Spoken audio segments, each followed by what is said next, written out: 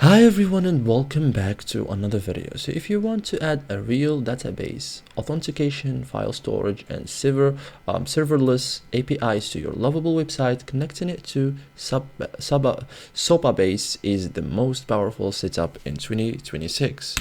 Most issues come from using the wrong API keys, row-level security, blocking inserts and publish pages, or testing in preview mode. So we will avoid all of that. In this step-by-step guide, we will show you how to connect Lovable to Supabase in 2026 like a pro. So create a Supabase project. So in Supabase, you have to have an account first, okay?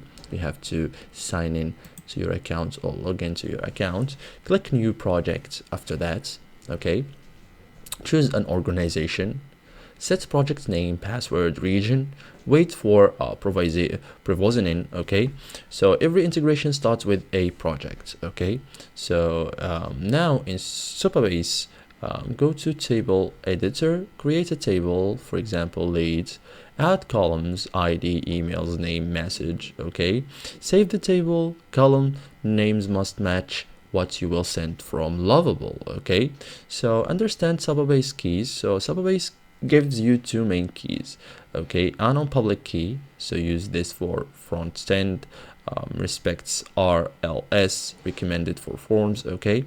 So by default, Supabase blocks writes when RLS is on. So in Supabase, go to your table, enable row level security and add a policy, okay? So choose your connection method. So Lovable connects to Supabase using two methods, okay? The most or the best method is go to Lovable, webhook, make or Zapier, and then Supabase. Easier debugging, better error handling, no keys exposed in front end. Okay, so thank you guys for watching this video and see you in the next tutorial.